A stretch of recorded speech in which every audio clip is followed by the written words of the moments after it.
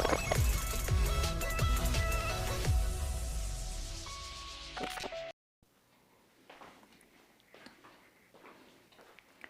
everyone, welcome to Wings of Physics. Myself Deepali Kulkarni from VVP Junior College, Pravaranagar, Loni.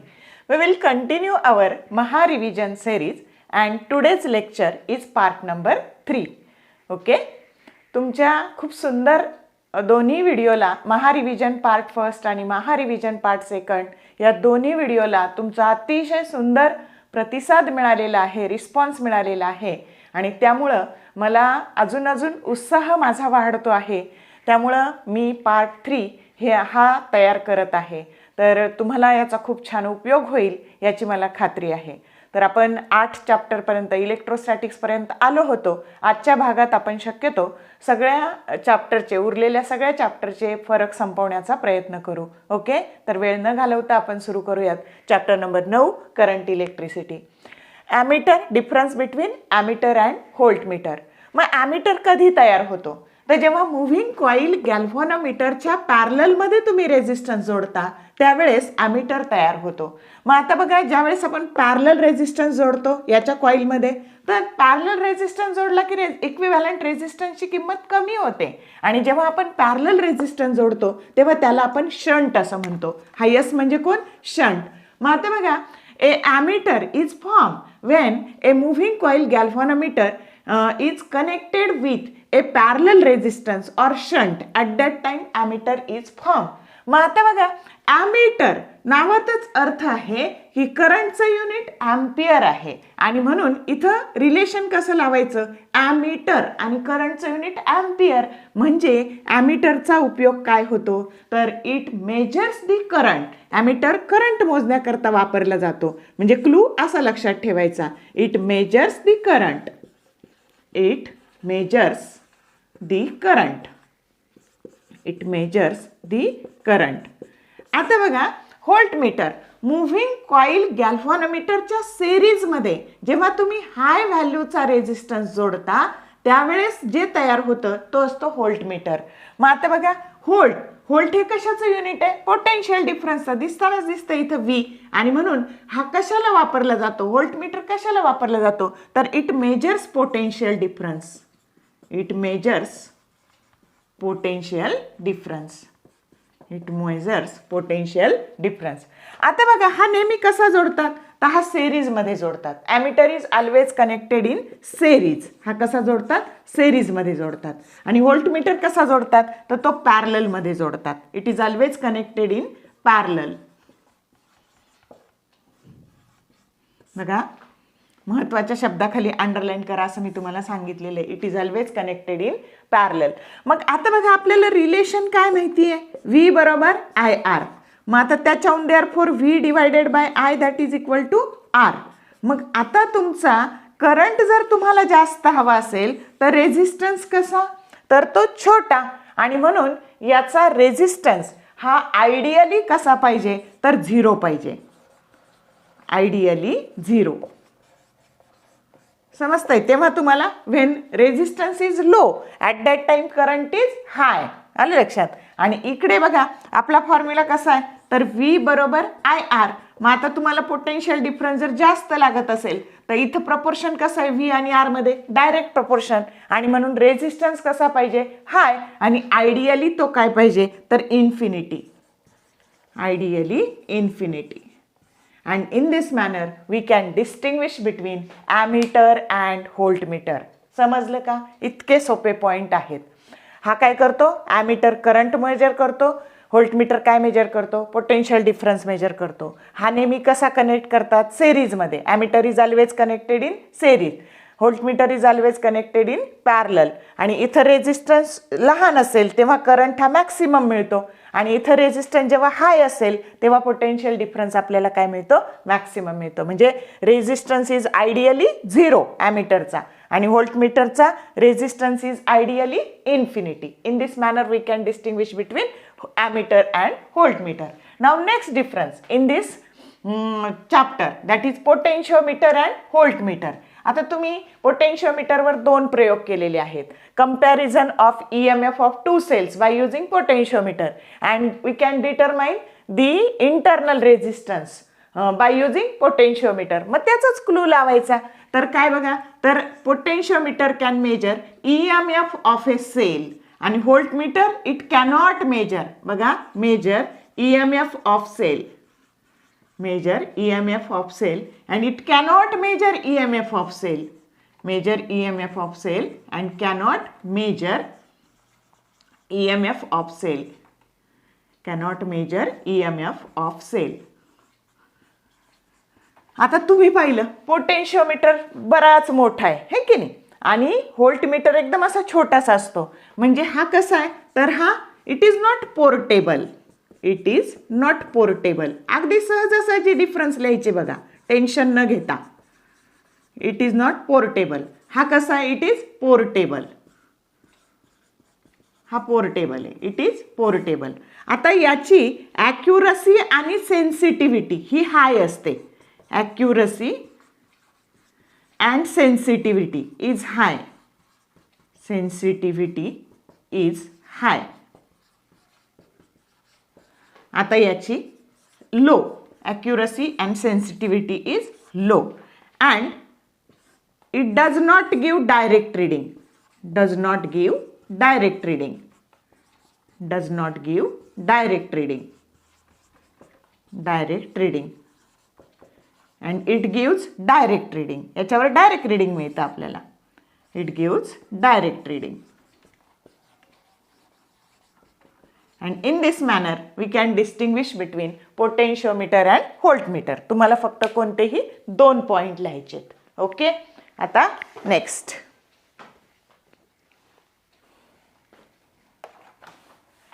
पुढचा chapter. 10व्या चॅप्टरमध्ये काही फार difference नाही आहे. तर डायरेक्ट आपल्याला चॅप्टर नंबर 10 मॅग्नेटिक मटेरियल घ्यायचं आहे. Magnetic material.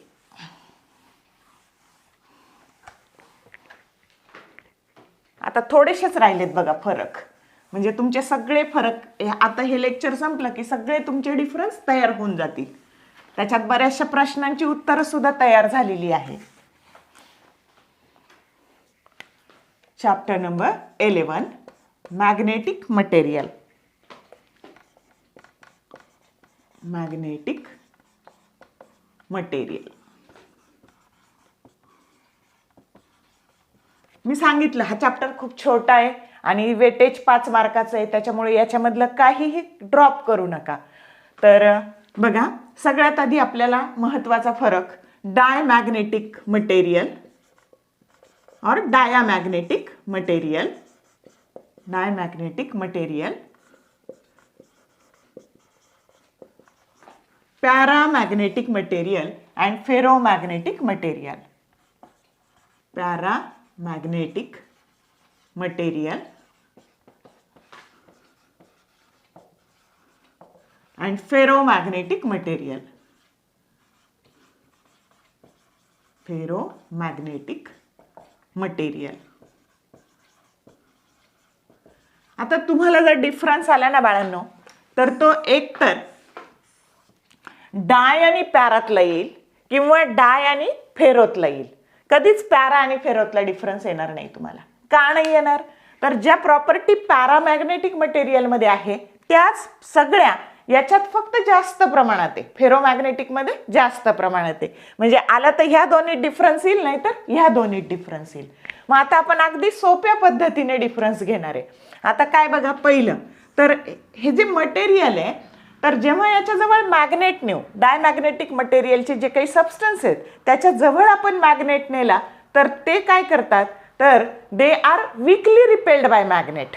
म्हणजे काय बघा, they are weakly repelled by magnet. Weakly repelled by magnet. Diamagnetic substances are weakly repelled by magnet. Weakly repelled by magnet. बघा, आता जेव्हा यांच्या जवळ मॅग्नेट नेला पॅरामॅग्नेटिकच्या, तर they are weakly attracted by magnet, म्हणजे त्या पदार्थांना मॅग्नेट काय करतो, कमी प्रमाणात अट्रॅक्ट करतो. यांना जसं कमी प्रमाणात रिपेल करतो तसं यांना काय करतो, weakly attracted by magnet. Weakly attracted by magnet. Weakly attracted by magnet. आणि यांना स्ट्रॉंग, म्हणजे मुळात हे फेरोमॅग्नेटिक मटेरियल यांच्यामध्ये खूप प्रमाणात मॅग्नेटिझम आहे आणि म्हणून त्यांना मॅग्नेट त्यांच्याजवळ नेला की ते काय करतात, that material or that substances they are strongly attracted by magnet. They are strongly attracted by magnet. Strongly attracted by magnet. Strongly attracted by magnet. Okay. आता दुसरं बघा, in the absence of external magnetic field the net magnetic dipole moment of this diamagnetic material that is zero. I repeat, in the absence of external magnetic field the net magnetic dipole moment, net magnetic dipole moment of atoms or molecules of these substances is zero. Net magnetic dipole moment is zero. आता यांची zero नसते, not zero. यांना काहीतरी असते, not equal to zero. Not equal to zero. In the absence of external magnetic field, the net magnetic dipole moment of paramagnetic material is not equal to zero. म्हणजे यांना असते ती. आणि यांची सुद्धा in the absence of external electric field, the atoms or molecules of a ferromagnetic material, the net dipole moment, net magnetic dipole moment, that is not equal to zero. Not equal to zero. Not equal to zero. आता त्याच्यानंतर बघा, याची काय M, ज्याला तुम्ही काय म्हणता, magnetic susceptibility, ही कशी असते, तर ही small is small and negative. Small and negative. आता इथे magnetic susceptibility of paramagnetic material that is small but positive. Small and positive. बघा, स्मॉल आणि निगेटिव्ह, इथं स्मॉल आणि पॉझिटिव्ह, आणि इकडे large and positive. Large and positive. ही गोष्ट खूप महत्त्वाची आहे. बघा, आता mu R relative per magnetic permeability of diamagnetic substance is less than 1. बघा, इथे greater than 1 relative magnetic permeability of paramagnetic material is greater than 1, and in this case relative magnetic permeability is very high. म्हणजे थोडक्यात ही positive असते, ही पण positive असते, आणि लेस than 1 ही काय झाली, तुमची निगेटिव्ह झाली. म्यू आरचं नाव काय, रिलेटिव्ह मॅग्नेटिक परमियाबिलिटी. आणि आता पुढची गोष्ट, याचे सगळे उदाहरणं. आता काय काय उदाहरणं आहेत बघा याचे, तर उदाहरणं आहेत ह्या मटेरियलचे उदाहरणे बघा, copper, gold, bismuth. Copper, gold, bismuth. त्याच्यानंतर antimony, mercury, air, hydrogen, silicon. Antimony, mercury, air, glass, water, wood, plastic. Okay, all are the examples of lead, silicon. खूप सारे सांगता येतील. Lead, silicon, all are the examples of diamagnetic material. आता paramagnetic example सगळे करायचे असं मी तुम्हाला सांगितलंय. मग आता पॅरामॅग्नेटिकचे काय काय आहेत बघा, तर metals such as magnesium, lithium, molybdenum, tantalum, magnesium, lithium, molybdenum, tantalum. Okay, then alloys such as salt such as the manganese sulfate MnSO4. आता इकडे बघा जो गॅस आहे तो कोण आहे, इकडे हायड्रोजन आहे. इथे कोण आहे, हायड्रोजन. आणि इथे कोणता गॅस आहे, तर इकडे ऑक्सिजन गॅस, O2 गॅस. तर हा पॅरामॅग्नेटिक मटेरियलचं उदाहरण आहे. आता पुढचं फेरोमॅग्नेटिक. फेरोमॅग्नेटिक काय बघा, तर iron, nickel, cobalt, steel and their alloys all are the examples of the ferromagnetic material. And in this manner we can distinguish between diamagnetic, paramagnetic and ferromagnetic material. समजलं का? या पद्धतीने हा फरक एक्सप्लेन करायचा, म्हणजे ह्या चॅप्टरचा बराच मोठा पार्ट आपला याच्यात कव्हर होऊन जातो. ओके.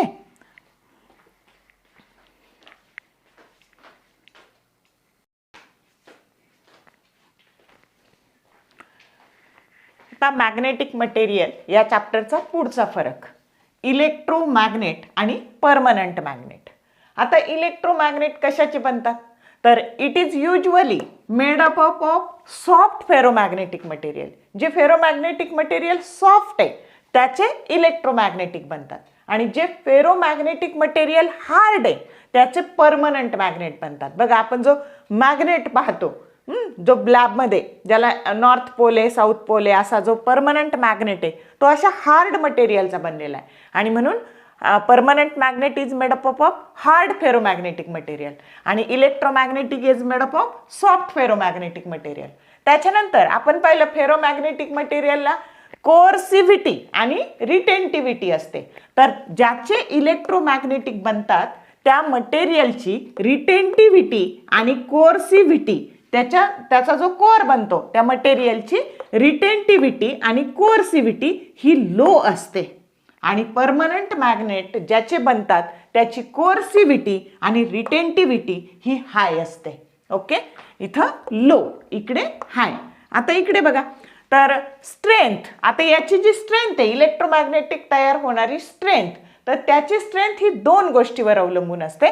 कोणती कोणती, तर current flowing through that electromagnet and number of turns per unit length. बघा, the strength of electromagnet depends on current flowing through it and number of turns per unit length. आणि याची जी काही strength आहे, permanent मॅग्नेटची strength आहे, ती कशावर depend आहे, तर नेचर ऑफ मटेरियल, कोणतं मटेरियल वापरले तुम्ही परमनंट मॅग्नेट बनवायला, त्याचं nature of material of which it is made, म्हणजे तो कोणत्या मटेरियलचा परमनंट मॅग्नेट बनलेला आहे त्याच्यावर त्याची स्ट्रेंथ डिपेंड आहे. आणि या पद्धतीने मॅग्नेटिक मटेरियलमधले फरक संपलेले आहेत. आता हा झाला 11वा चॅप्टर. पुढचा चॅप्टर EMI, इलेक्ट्रोमॅग्नेटिक इंडक्शन, आणि त्याच्यामध्ये स्टेप अप ट्रान्सफॉर्मर आणि स्टेप डाऊन ट्रान्सफॉर्मर. आता स्टेप अप आणि स्टेप डाऊन कसं लक्षात ठेवायचं, तर स्टेप अप जिना चढतोय आपण, आणि म्हणून इथं घ्यायचं इनपुट आणि इथं घ्यायचं आउटपुट. आणि स्टेप डाऊन जिना उतरतोय आपण, स्टेप म्हणजे खाली येतोय, पायऱ्या उतरतोय आपण, इनपुट आणि आउटपुट. एवढी फिगर लक्षात ठेवली ना की सगळा फरक लिहिता येतो. आता बघा, तुम्ही एक ट्रान्सफॉर्मर रेशो शिकलात. तो ट्रान्सफॉर्मर रेशो काय, ES divided by EP that is equal to NS divided by NP that is equal to उलट घ्यायचं IP डिवायडेड बाय IS. आता ES म्हणजे व्होल्टेज ऑफ सेकंडरी, EP म्हणजे व्होल्टेज ऑफ प्रायमरी, त्याच्यानंतर NS number of turns of secondary, NP number of turns of primary, IP current flowing in primary आणि IS current flowing in secondary. आता हा transformer ratio आहे किंवा turns ratio असंही याला म्हणतात. आणि हे इक्वेशन खूप महत्त्वाचं आहे. आणि एवढं तुम्हाला आलं की हा सगळा फरक लिहिता आला किंवा ट्रान्सफॉर्मरवरचा क्वेश्चन आला तरी हे इक्वेशन लिहून द्यायचं आणि it is called transformer ratio असं म्हणायचं. या पद्धतीने तुम्हाला त्याचा तिथे पण उपयोग होईल. लॉंग क्वेश्चन आला ट्रान्सफॉर्मरवरचा, what do you mean by transformer and on which principle transformer work. Transformer work on the principle of mutual induction. असे छोटे छोटे प्रश्न त्याच्यातून क्रिएट होतात. मग आता बघा इथं काय दिसतंय तुम्हाला, तर इनपुट व्होल्टेज हे खाली आहे आणि आउटपुट व्होल्टेज जास्त आहे, वरती आहे म्हणजे जास्त आहे, मोठं आहे. थोडक्यात जे खाली आहे ते छोटं आहे आणि आउटपुट व्होल्टेज. मग आता बघा पहिले तुम्ही लिहू शकता काय, तर ES बघा हे ES is greater than EP. म्हणजे काय, तर the voltage of secondary is greater or high than the voltage of primary. आणि इकडं त्याच्या विरुद्ध voltage of secondary that is less than the voltage of primary. आता सेम प्रपोर्शन कुठे आहे, तर number of turns in secondary that is greater than number of turns in primary. आणि इकडे काय दिसतंय, number of turns in secondary that is less than number of turns in primary. म्हणजे हे इक्वेशन असेल तर तुम्हाला लिहिता येईल. आता त्याच्याहून तिसरा फरक बघा, करंट इन प्रायमरी बघा दिसतंय डायरेक्ट प्रपोर्शन. तर करंट इन प्रायमरी आता इज लेस, उलट करायचं, याच्या अपोजिट करायचं. किंवा इथं जर घ्यायचं तर IS जर घेतलं सेमच घ्या, IS that is less than the IP. फक्त याच्या अपोजिट करून लिहा म्हणजे सेम जाईल. आणि इकडं IS that is greater than IP, याच्या फक्त अपोजिट साइन करायचं. आणि current in secondary that is less than current in primary आणि current in secondary that is greater than current in primary. या पद्धतीने नुसत्या ह्या इक्वेशनवरून शब्दात मांडून फरक लिहायचा. आणि ज्याच्यामध्ये नंबर ऑफ टर्न्स जास्त असतात ती त्याचं जे काही ज्या वायरची ती बनलेली असते सेकंडरी, तर टर्न्स ज्याच्या जास्त ते थिन असतं आणि टर्न्स ज्याच्या कमी ते थिक असतं. मग आता इथं बघा टर्न्स तुमच्या कशाच्या कमी आहेत, प्रायमरीच्या. आणि म्हणून इथं काय लिहायचं, प्रायमरी इज थिक. इथं काय लिहायचं, प्रायमरी इज थिक. स्टेप अपमध्ये काय लिहायचं, प्रायमरी इज थिक. आणि त्याच्या विरुद्ध इकडं काय लिहायचं, secondary is thick. Secondary is thick. Secondary is thick. इतका सोपा फरक आहे बघा एका इक्वेशनवरून. आणि ह्या एवढ्या तुमच्या स्टेप अप आणि स्टेप डाऊन एवढ्या याच्यावरून तुम्ही फरक लिहू शकता. आता AC सर्किट. AC सर्किटचा फरक बघा, रेझिस्टन्स आणि रिॲक्टन्स. आता रेझिस्टन्स आणि रिॲक्टन्स यातलं आधी तुम्हाला साम्य सांगते बघा बाळांनो. हे पुसू आपण आणि याच्यावरती याचं एक्सप्लेनेशन आपल्याला करता येईल. आता ज्या वेळेस आपण असा रेझिस्टर जोडतो आणि इथे AC सर्किट, एक मिनिट,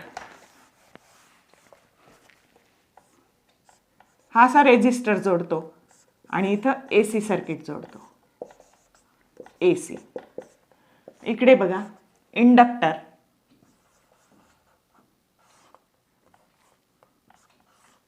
त्याच्या against AC circuit, alternating current. आणि इकडं कपॅसिटर.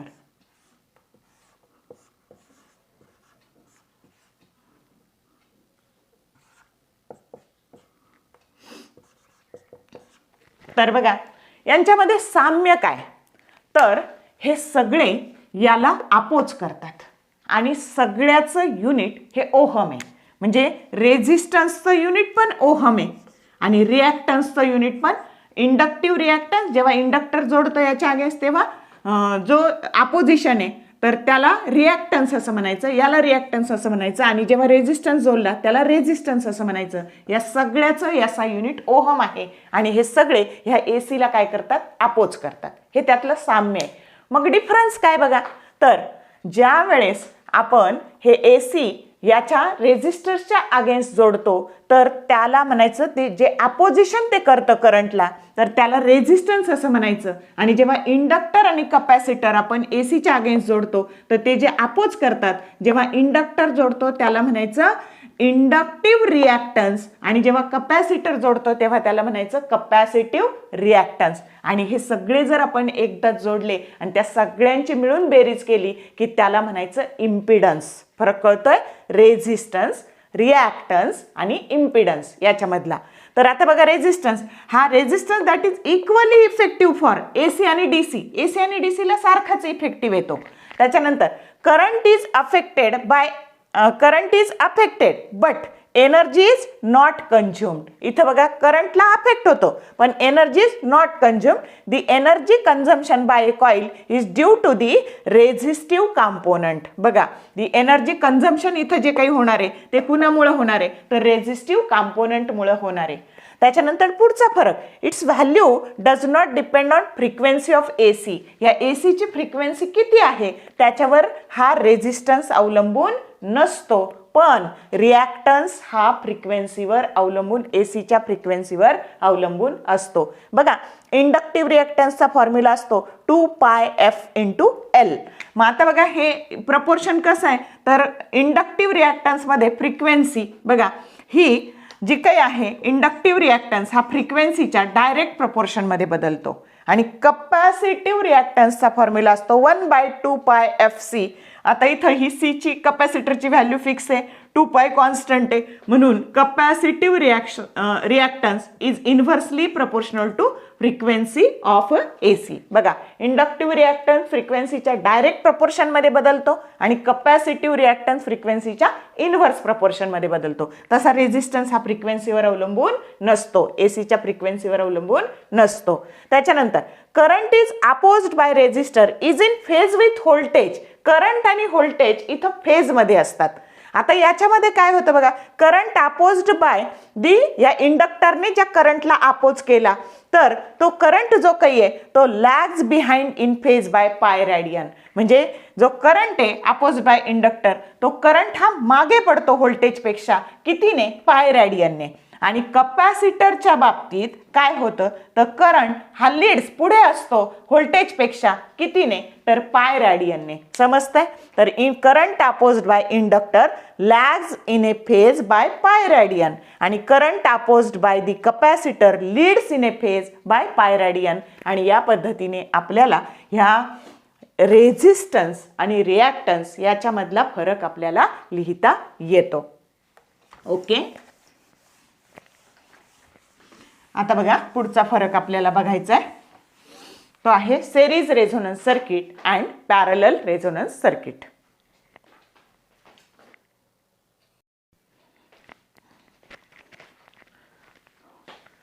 आता पुढचा फरक series resonance and parallel resonance.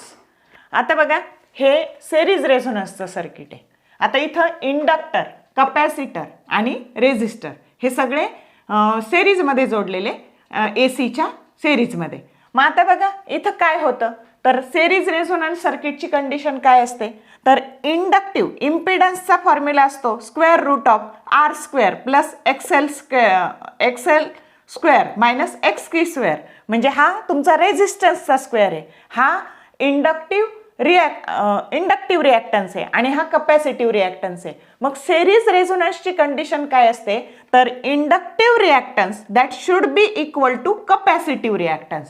म्हणजे याने याला अपोज केलेला आणि याने याला अपोज केलेला रेझिस्टन्स हा सारखा असला पाहिजे. तर आता बघा हे दोन्ही जर सारखं असेल तर XL - XC हे इक्वल असेल तर हे 0 झालं आणि इम्पिडन्स बरोबर काय झालं √ऑफ रेझिस्टन्सचा square and that is nothing but R. म्हणजे हा इम्पिडन्स जो काही आहे या सर्किटला जो विरोध होणार आहे तो फक्त ह्या रेझिस्टर कडून होणार आहे, या दोन्हींचा रिॲक्टन्स सारखा असल्यामुळं. आणि ही कंडिशन असते कशाची, सेरीज रेझोनन्सची. आणि म्हणून मग आता इथं बघा इम्पिडन्स हा काय झाला मग फक्त ह्या तिन्हींपैकी कोण विरोध करणार आहे, हा फक्त रेझिस्टर विरोध करणार आहे. म्हणून इम्पिडन्स म्हणजेच अपोजिशन हे कसं झालं, मिनिमम झालं. आणि म्हणून पहिला फरक impedance is minimum and circuit is purely resistive. म्हणजे विरोध फक्त याच्याकडून होणार आहे म्हणून सर्किट हे प्युअरली कसं आहे, रेझिस्टिव्ह आहे. आणि इकडं बघा इम्पिडन्स हे पॅरलल आहे एकमेकाच्या. हा तुमचा इंडक्टर आणि कपॅसिटर हे पॅरलल जोडले या ACच्या आणि म्हणून याच्यात जसा अपोजिशन हे कमी आहे, त्याच्यात अपोजिशन हे खूप काय जास्त आहे आणि म्हणून इम्पिडन्स इज काय येणार आहे तुमचा मॅक्सिमम. इम्पिडन्स काय येणार आहे मॅक्सिमम. आता इम्पिडन्स म्हणजेच रेझिस्टन्स आहे. जेव्हा रेझिस्टन्स मिनिमम असतो तेव्हा करंट हा मॅक्सिमम असतो. मग अशीच पाहिलं आपण ॲमीटर मध्ये. म्हणून इथं करंट हॅज मॅक्सिमम व्हॅल्यू. बघा रेझिस्टन्स मिनिमम म्हणून करंट काय झाला तुमचा मॅक्सिमम. इथं रेझिस्टन्स मॅक्सिमम, इम्पिडन्स म्हणजेच रेझिस्टन्स, हा रेझिस्टन्स मॅक्सिमम म्हणून करंट हा काय झाला मिनिमम. आलं लक्षात. आणि त्याच्यानंतर हे जे सर्किट आहे सिरीज रेझोनन्स सर्किट आहे याला ॲक्सेप्टर सर्किट असं म्हणतात आणि पॅरलल रेझोनन्स सर्किट आहे याला रिजेक्टर सर्किट असं म्हणतात. आणि हा झाला तुमचा सिरीज रेझोनन्स सर्किट आणि पॅरलल रेझोनन्स सर्किट मधला डिफरन्स. आता याच्यावर स्वतंत्र प्रश्न जरी आला तरी याच्यावर तुम्हाला एवढ्या आधाराच्या आधारे तुम्हाला या डिफरन्सच्या माहितीच्या आधारे प्रश्नाचं उत्तर सुद्धा लिहिता येईल. आणि आता पुढचा chapter structure of atom and nuclei. आता बघा हे ज्यावेळेस मी न्यूक्लिअर फिशन आणि न्यूक्लिअर फ्युजन घेईल तेव्हा हे डिटेलमध्ये तुमचं होणार आहे, पण तरी पण आता आपण डिफरन्सच्या स्वरूपात घेऊ. आता फिशन म्हणजे एक हेवी एलिमेंटचा जो काही न्यूक्लियस आहे त्याचं 2 लाइटरमध्ये रूपांतर होणं. बघा हेवीचं, बघा एक हेवी जो काही तुमचा न्यूक्लियस आहे त्याचं 2 लाइटरमध्ये न्यूक्लियसमध्ये रूपांतर होणं त्याला फिशन असं म्हणायचं. आणि 2 लाइटर कंबाईन होऊन एक हेवी न्यूक्लियस तयार होणं त्याला फ्युजन असं म्हणायचं. फिशन म्हणजे भाग होणे आणि फ्युजन म्हणजे जोडले जाणे, नावातच अर्थ आहे. आणि म्हणून त्याची डेफिनेशन काय बघा न्यूक्लिअर फिशनची. The process in which heavy nucleus, बघा हा हेवी न्यूक्लियस आहे, breaks into 2 lighter nuclei with release of energy. आणि ही प्रोसेस जेव्हा होते तेव्हा खूप सारी एनर्जी बाहेर पडते आणि त्या एनर्जीचा आपण पॉझिटिव्हली उपयोग करून घेतो आणि त्यालाच म्हणायचं न्यूक्लिअर. ती न्यूक्लिअर एनर्जी खूप बाहेर पडते आणि त्याला म्हणायचं न्यूक्लिअर फिशन. आता बघा the process where in 2 nuclei, बघा इथं 2 nucleus, 2 nuclei fuse together to form heavier nucleus and accompanied by a release of nuclear energy. याच्यातून सुद्धा न्यूक्लिअर एनर्जी बाहेर पडते. मग आता बघा हे कधी घडतं तर हे ऑर्डिनरी टेम्परेचरला घडतं. Nuclear fission occurs at ordinary temperature आणि इथं मात्र nuclear fusion occurs at very high temperature, order of million of degree, 10⁻⁷ इतकं एवढं हाय टेम्परेचर त्याला लागतं. आणि म्हणून सूर्याची उष्णता खूप जास्त असते आणि सोलरमध्ये जे काही चालतं तर ते सगळं काय असतं न्यूक्लिअर फ्युजन असतं, कारण सनचं टेम्परेचर हे खूप हाय असतं, नियर अबाउट एवढं. मग आता बघा पुढचं, the source of fissionable material is limited. याचं मटेरियल लिमिटेड आहे पण सोर्स ऑफ फ्युजन मटेरियल त्याला काय लागतं हायड्रोजन, हा मोर प्लेंटीफुल आहे, खूप उपयोगी आहे. आणि एअर आणि वॉटर म्हणजे फ्युजनला जे मटेरियल लागतं ते खूप जास्ती प्रमाणात अवेलेबल आहे, पण याला मात्र दी source of fissionable material is limited आणि हे आहे प्लेंटीफुल म्हणजे हे खूप आहे. तर या पद्धतीने इथं सगळे डिफरन्स हे संपलेले आहेत आणि आजचा महारिव्हिजन पार्ट 3 हा इथे संपलेला आहे. मला खात्री आहे की या सगळ्या प्रश्नांचा तुम्ही पॉझिटिव्हली उपयोग करून घ्याल. जेवढा अभ्यास करणार तो शांतपणे व्यवस्थित करा. आपल्याला ते सगळं न पाहता लिहून येतं का त्याची प्रॅक्टिस करा आणि तसा थोडा थोडा अभ्यास हा एकदम परफेक्ट करा. परीक्षेच्या आधी भरपूर सुट्टी आहे त्यावेळेस याची फक्त रिव्हिजन करायची, तेव्हा हे सगळं पाठ करायचं नाही. आता 14 15 तास जितका तुम्हाला शक्य आहे झोप व्यवस्थित घेऊन उरलेला सगळा वेळ हा अभ्यासासाठी वापरा आणि ह्या व्हिडिओचा तुम्हाला करता येईल तेवढा जास्तीत जास्त उपयोग करा. तर तुम्हाला जर व्हिडिओ आवडला असेल तर जरूर लाईक करा, तुमच्या मित्रांसोबत मैत्रिणींसोबत शेअर करा जेणेकरून त्यांचा पण फायदा होईल आणि चॅनलला जरूर सबस्क्राईब करा जेणेकरून तुम्हाला येणारे जे काही व्हिडिओ येतात रोज व्हिडिओ पडत जाणार आहे बघा त्याचं नोटिफिकेशन लगेचच मिळत जाईल. Okay, thank you very much for watching this whole video.